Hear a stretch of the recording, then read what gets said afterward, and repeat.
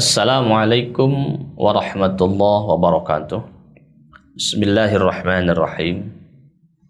Kaum muslimin rahimakumullah.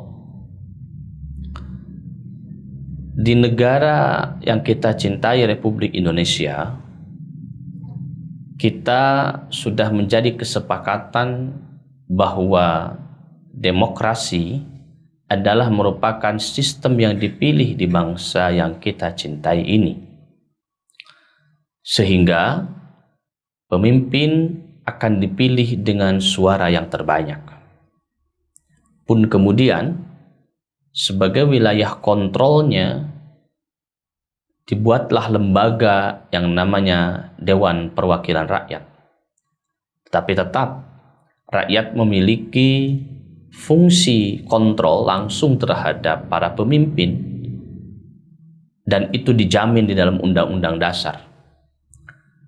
Namun dewasa ini ada sedikit pergeseran, di mana proses mengkritik, memberikan masukan kepada pemerintah, kadang-kadang kita tidak bisa membedakan mana kritikan, mana cacian, mana makian, dan mana keinginan untuk menjatuhkan pemimpin.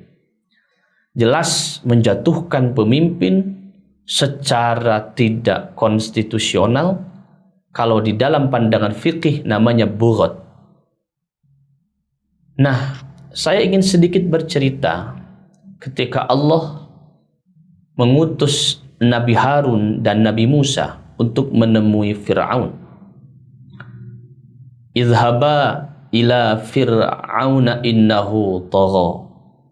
Musa, Harun, pergilah engkau kepada Fir'aun, karena Fir'aun telah melampaui batas. Di sini Allah secara tidak langsung mengajari kepada kita secara tidak langsung bahwa bagaimana cara mengkritik pemimpin atau seorang raja, seorang presiden, itu diajarkan secara langsung oleh Allah dan dicontohkan melalui utusan-utusannya, yaitu Nabi Musa dan Nabi Harun. Dan ingat, mereka ini adalah salah satu manusia pilihan Allah untuk mengemban amanah risalah. Dan juga Fir'aun adalah orang yang sangat lalim, sangat zalim terhadap bawahannya, dan dia juga sangat menyimpang akidahnya karena dia mendeklarasikan diri sebagai Tuhan. Mana ada pemimpin di dunia ini yang mendeklarasikan sebagai Tuhan kecuali hanya Fir'aun. Nah, tapi ketika Allah menyuruh kepada Nabi Musa dan Nabi Harun untuk pergi ke Fir'aun karena sudah melampaui batas, Allah memberikan teknisnya, Allah memberikan metodenya, Allah memberikan caranya. Faqula lahu qawlan layyina la'allahu yatadhakkaru aw yakhsha. Bahwa ingat Musa, ingat Harun, ketika engkau nanti datang ke sana, berbicaralah dengan lemah lembut, berbicaralah dengan kata-kata yang baik, supaya apa yang akan engkau masukkan, akan engkau berikan masukan kepadanya, akan diterimanya. Mudah-mudahan dia bisa kembali lagi kepada jalan yang benar. Padahal saya yakin Allah tahu persis ini Fir'aun ini akan terus dengan apa yang diyakininya. Sesungguhnya di dalam dua ayat ini Allah mengajarkan bagaimana sebuah etika atau adab kita mengkritik kepada pemimpin. Dan hari ini saya melihat etika itu sudah mulai luntur di kelompok masyarakat kita pada umumnya.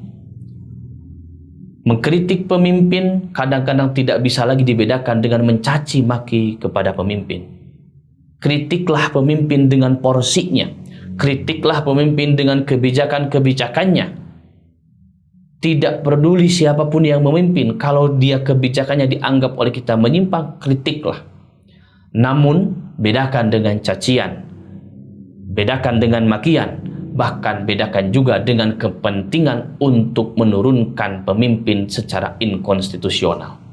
Yang dilarang oleh agama menyampaikan pesan-pesan kritikan dengan cara-cara yang kasar, dengan cara-cara yang tidak manusiawi, dengan cara-cara fitnah, dengan cara-cara hoax, dengan cara-cara yang mengumbar informasi bohong, dan pula dengan cara-cara yang tidak sesuai dengan aturan-aturan yang telah ditentukan oleh kita semua sebagai bangsa dan negara. Artinya, tidak ada ruang pemimpin untuk melakukan kebijakan tanpa kritikan, tanpa kontrol. Masyarakat bisa mengontrolnya dan jaminan undang-undangnya ada. Agama pun kemudian melindunginya. Namun, tidak diberikan ruang untuk melakukan sebuah pengkhianatan terhadap kesepakatan negara dalam bentuk Undang-Undang Dasar 1945. Mari kita tetap kokoh sebagai bangsa, sebagai sebuah masyarakat yang tetap akan maju bersama tanpa kemudian kita terpecah belah. Berbeda, tapi tetap kita berada dalam satu bingkai yang bersama, yaitu Negara Kesatuan Republik Indonesia.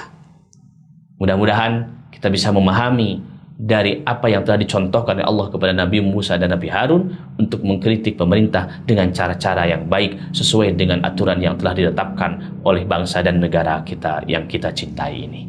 Assalamualaikum warahmatullahi wabarakatuh.